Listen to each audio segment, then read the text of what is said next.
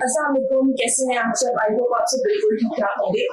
आज की जो वीडियो है वो एक अवेयरनेस वीडियो है और बहुत ही ज्यादा इन्फॉर्मेटिव होने वाली है, क्योंकि आज की वीडियो में मैं आप लोगों के साथ एक इंसिडेंट शेयर करूंगी जो कि रिसेंटली हम लोगों के साथ पेश आया, क्योंकि हमें उस वक्त आइडिया नहीं था कि इस सिचुएशन में किस तरह से रिएक्ट करना है। आप लोगों को अवेयरनेस होगी, पता होगा, तो आप लोग डिफरेंट तरह से रिएक्ट करेंगे।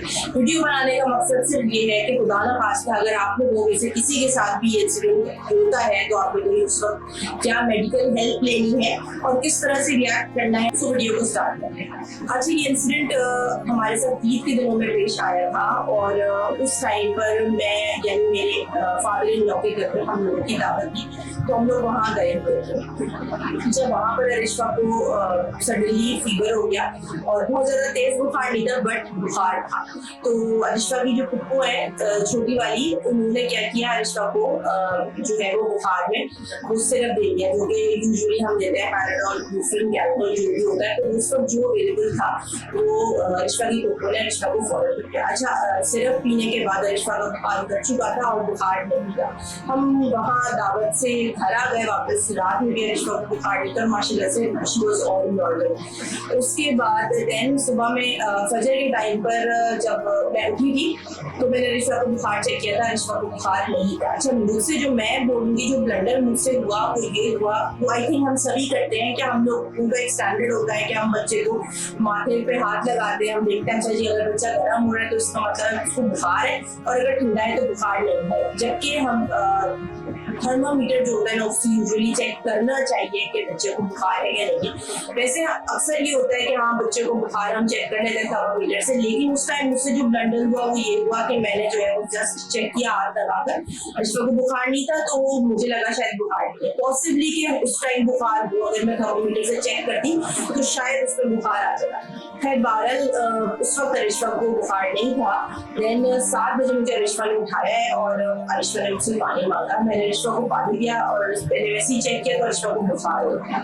उस वक्त भी मेरा दिमाग नहीं चला, मैंने थर्मामीटर से चेक नहीं किया कि मुझे एक्चुअल वैल्यू पता चलती कि अरिशा को कितना बुखार है। और मैंने जस्ट हाथ रख के चेक किया, अरिशा गर्म हो रही थी काफी ज्यादा, तो फिर मैंने अरिशा को कैलपोल दी। कैलपोल देने के बाद अरिशा जो है वो सो गई। अच्छा, जब अरिशा सो गई देन अगेन मैंने अरिशा का बुखार चेक किया तो बुखार बहुत ज्यादा तेज था। बट अगेन मैं ये बोलूंगी मेरा ब्लंडर है कि मैंने उसको शायद थर्मोमीटर से चेक नहीं किया। अगर मैं थर्मोमीटर से चेक करती तो मुझे शायद एक्चुअल पता चलता कि बुखार था कितना। खैर जब मैंने अरिशा को चेक किया तो अरिशा को बहुत तेज बुखार था, बहुत ज्यादा गर्म हो रही थी। तो फिर मैंने कहा यार इतना तेज है, उसको कंट्रोल करने के लिए मैं काम करती हूँ, मैं पट्टियां रखना स्टार्ट करती हूँ ताकि बुखार उतर जाए। अच्छा, मैं उठी हूँ पट्टियां रखने के लिए और विद इन सेकेंड अरिशा को फिट्स स्टार्ट हो गए। फिट्स इतने अचानक थे, वो इतने तेज थे क्योंकि मैंने कभी भी अपनी लाइफ में फिट्स नहीं देखे, तो मुझे नहीं समझ में आया कि उसको मुझे कैसे रिएक्ट करना है। लिटरली मेरे हाथ पैर फूल गए थे, मेरे हाथ कांपने शुरू हो गए थे, मेरे मुंह से चीखें निकल गई थी। तो मैंने हस्बैंड को उठाया है और वो भी बहुत ज्यादा परेशान हो गए और हम दोनों उस वक्त हमें नहीं समझ में आ रहा था कि हमें क्या करना चाहिए, क्योंकि हम लिटरली घबरा गए थे। अरिशा के हाथ पैर वो पूरे कांप रहे थे, हाथ कांप रहे थे, टांगे कांप रही थी, बॉडी बिल्कुल हाथ पैर टेढ़े होना शुरू हो गए थे।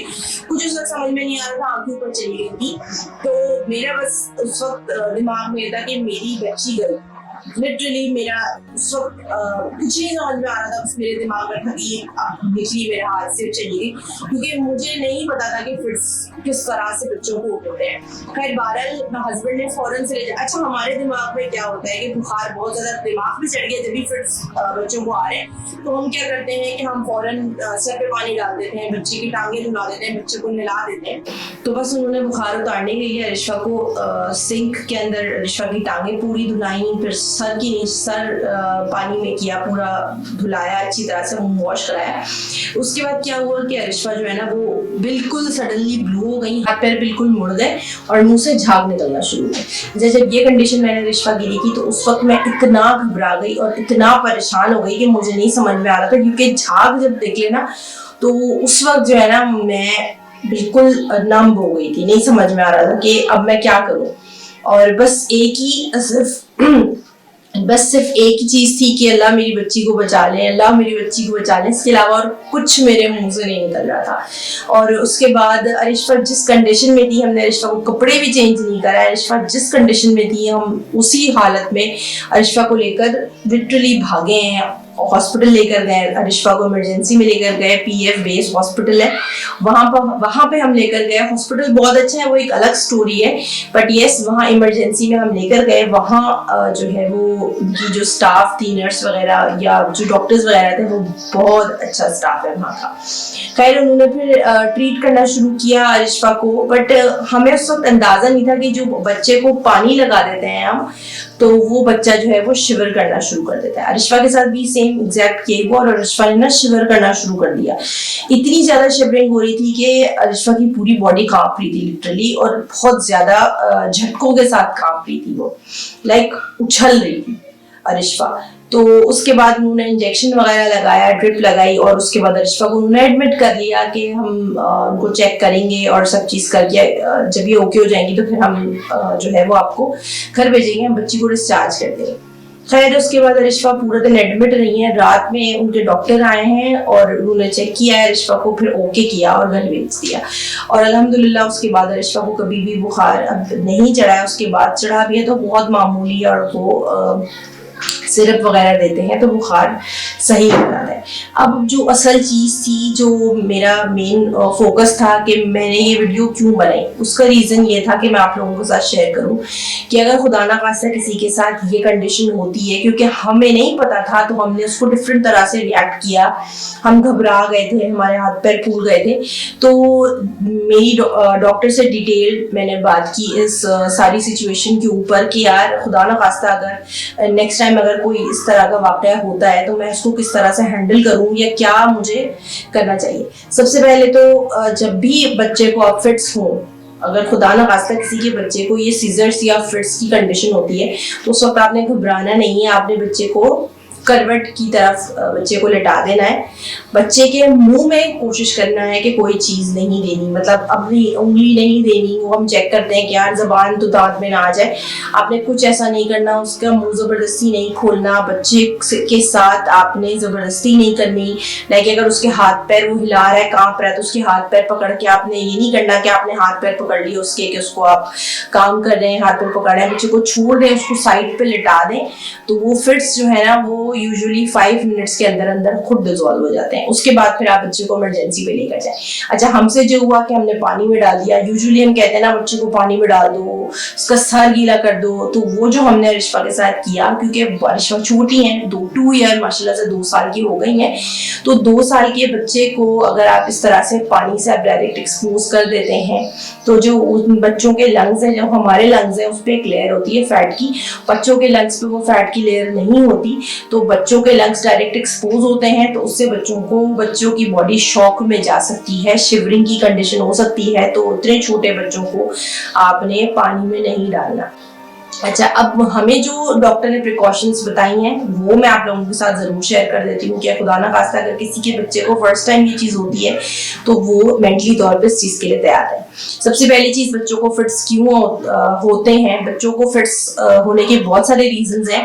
अच्छा, फिट्स और एपिलेप्सी में फ़र्क है। मैं घबरा गई थी और मैं इस चीज़ को एपिलेप्सी से जो रिलेट कर रही थी, और मैंने डॉक्टर से कोई पूछा भी था तो डॉक्टर ने मुझे कहा था कि नो, इट्स नॉट एपिलेप्सी, क्योंकि विदिन 5 मिनट्स डिजॉल्व हो गए और उसके बाद फिर दोबारा बच्चे को फिट्स नहीं आए, तो ये एपिलेप्सी नहीं है। एपिलेप्सी इज अनदर थिंग, और वो बिल्कुल टोटल डिफरेंट चीज है, तो वो आप फिट्स को एपिलेप्सी से ना मिलाएं। आपने 5 साल तक बच्चे को बहुत केयर करनी है। फीवर में अगर 99 भी इसका बुखार होता है तो आपने उसको 100 या 101 ही कंसिडर करना है, लाइक इसको आपने सीरियस लेना है। 99 पे हम अमूमन बच्चों को कर देते हैं, सिरप वगैरह शायद दे देते हैं, मगर उसको हम इतना सीरियस नहीं लेते। हम कहते हैं 99 है, हरारत है, बुखार नहीं है। बट डॉक्टर ने कहा है कि वंस अब इसकी हिस्ट्री में फिट्स आ गए हैं तो आपने 99 पे भी बहुत विजिलेंट रहना है, और आपने जैसे ही इसको 99 फीवर हो आपने इसको फौरन से कैल्पोल दे देनी है। कैल्पोल देने के आधे घंटे के बाद अगर बुखार नहीं उतरता तो फिर आपने इसको ब्रूफिन देनी है, और फिर 8 आवर्स के बाद अगेन आपने इसको ब्रूफिन ही कंटिन्यू करनी है। वो तो एक अलग चीज़ है। बट येस, 5 साल तक आपने बच्चे की केयर करनी है कि उसको फिट्स दोबारा ना आए। इंशाल्लाह ताला दोबारा नहीं आते, लेकिन अगर दोबारा आते हैं तो आपने जो प्रिकॉशंस लेनी है वो मैं आप लोगों से पहले डिस्कस कर चुकी हूँ कि आपने बच्चे को करवट से लिटा देना है, बच्चे के साथ रेजिस्ट नहीं करना, बच्चे के साथ ज़बरदस्ती नहीं करनी, मुंह में अपनी उंगली वगैरह नहीं देनी है। इससे ये होता है कि एट टाइम बच्चे टंग को अपनी ज़बान खुद काट लेते हैं, तो उस तरह की कोई चीज़ बच्चे के साथ आपने नहीं करनी। तीसरी चीज़, आपने बच्चे के बुखार को मॉनिटर करते रहना है कि उसका बुखार तेज नहीं चढ़े, क्योंकि एक दफ़ा हिस्ट्री में फिट्स आ गए तो पॉसिबिलिटी 20% चांस होते हैं कि ये फिट्स दोबारा से बच्चों को आ सकते हैं। तो जब फिट्स होते हैं तो उसका एक रीज़न जो है वो इलेक्ट्रोलाइट्स की कमी भी है, क्योंकि जब बच्चों की बॉडी में कैल्शियम और सोडियम की जो है वो क्वांटिटी कम हो जाती है, जब भी बच्चों को फिट्स आने के चांसेस होते हैं। ये बात हमें उस वक्त पता चली जब अरिशफा को भी फिट्स आए और हॉस्पिटल वालों ने अरिशफा के कुछ टेस्ट्स किए थे, जिसमें उन्होंने इलेक्ट्रोलाइट्स का टेस्ट भी किया था। और यूजुअली हम लोगों को नहीं आइडिया हो पाता कि इलेक्ट्रोलाइट्स बॉडी में कम हो गए, नहीं पता चलता। तो उसके लिए जो बेस्ट चीज़ है वो है बच्चों का पेडिट्रॉल आता है, वो लाजमी अपने साथ लेकर रखें। अब आजकल तो गर्मियाँ बहुत ज़्यादा हैं, तो मैं तो डेली एक ORS की बॉटल ज़रूर बनाती हूँ। मैं अपने तीनों बच्चों को कहती हूँ कि आपने ये बॉटल फिनिश करनी है, तीनों मिलकर ख़त्म करते हैं, ख़त्म हो जाती है, फिर एक और बॉटल बना लेती हूँ। तो वो पेडिट्रॉल जो है उसका साशे ज़रूर, साशे नहीं उसका बॉक्स ज़रूर लेकर रखें, और उसको आपने डेली बच्चों को ज़रूर देना है। बच्चों की बॉडी में इलेक्ट्रोलाइट्स का इंटेक लाजमी रखें, क्योंकि हमने ये चीज़ फेस की है, तो हमें पता चला है कि इलेक्ट्रोलाइट्स बच्चों की बॉडी के लिए बहुत ज़्यादा इंपॉर्टेंट है। और गर्मियाँ हैं, वैसी डिहाइड्रेशन हो रही है, बच्चे इतना पानी वैसे भी नहीं पी पाते, तो वो जब हम पेडिट्रॉल या ORS का जो इंटेक बच्चों की बॉडी में रखते हैं तो वो इलेक्ट्रोलाइट्स की कमी को पूरा कर देता है। तो बस ये एक रीज़न, इलेक्ट्रोलाइट्स की कमी जो है वो भी फिट्स आने का एक बहुत बड़ा रीज़न है। ये सारे कंसर्न्स थे मेरे भी, जो मैंने डॉक्टर से पूछे थे, और मैंने सोचा कि मैं आप लोगों के साथ भी इस चीज़ को शेयर करूं। तो हमारे साथ तो ये वाकया ईद के दिन पेश आया था, जो कि हमारे लिए बहुत ज़्यादा मेंटली डिस्टर्बिंग था, और हम जो है ना वो बहुत ही ज़्यादा वो स्ट्रेस वाली कंडीशन में चले गए थे। खैर अल्हम्दुलिल्लाह अब अरिशफा बिल्कुल ठीक है और माशाल्लाह शी इज़ ऑल फाइन। और अच्छा, तीसरी चीज़ कि हमने अब अरिशफा के लिए डिजिटल थर्मोमीटर खरीद लिया है। हमने वो वाला जो थर्मोमीटर था, नॉर्मल वाला मैनुअल वाला थर्मोमीटर, उसको हमने थोड़ी देर के लिए साइड में कर दिया है, क्योंकि वो कहते हैं ना कि बच्ची जो है ना वो आपकी फर्स्ट प्रायोरिटी होती है। तो बस बच्ची को प्रायोरिटाइज करके हमने एक डिजिटल थर्मोमीटर लिया है, वो थर्मोमीटर भी मैं आप लोगों के साथ शेयर करती हूँ। तो ये जो है ना थर्मोमीटर है जो हमने लिया है, और ये सर्टेसा का थर्मोमीटर है, डिजिटल थर्मोमीटर है, और ये हमने रिश्फा के लिए लिया है। इस पे ये वाला जो बटन है ये पावर का बटन है, इसको जब हम ऑन करते हैं तो ये ऑन हो गया है। ये जो बटन है इससे जो है वो ये टेम्परेचर चेक होता है। मैं अपने सर पे चेक करके बता देती हूँ। अच्छा, इसको चेक करने के लिए आपने 1 इंच का जो है वो डिस्टेंस रखना है, देन आपने अपना बुखार चेक करना है। तो इसने जो है वो बुखार मेरा शो किया है 97.8, यानी कि मुझे इस वक्त बुखार नहीं है अल्हम्दुलिल्लाह। तो यस, ये कुछ चीज़ें हैं जो मैंने अरिशफा के लिए ली हैं। और सो यस, ये हमारी ईद थी जो इस दफ़ा इस तरह से गुजरी, हमारी थोड़ी सी टेंशन में, थोड़ी सी परेशानी में। तो मैंने सोचा कि जो चीज़ हमने फेस की है, और बीइंग पेरेंट, आपका जब बच्चा किसी तकलीफ में होता है ना, तो आपको अपनी तकलीफ नहीं नज़र आती, आप अपने बच्चे के लिए इतने परेशान हो जाते हैं और आपको लगता है कि जैसे बस this is the end of the world. तो बस इस तरह हमारी ईद गुजरी थी और काफ़ी ज़्यादा परेशानी में गुजरी थी, लेकिन यस अल्हम्दुलिल्लाह अरिशफा ठीक है माशाल्लाह से, और ऑल फाइन और खेलती फिरी हैं माशाल्लाह से। तो बस ये थी आज की वीडियो। आई होप आप लोगों के काम आई होगी। वीडियो अच्छी लगी हो उसको लाइक ज़रूर कीजिएगा, और इसको दूसरों के साथ शेयर ज़रूर कीजिएगा ताकि किसी और के काम आ सके। अपना बहुत सारा ख्याल रखिएगा, दुआ में याद रखिएगा। अल्लाह हाफिज़।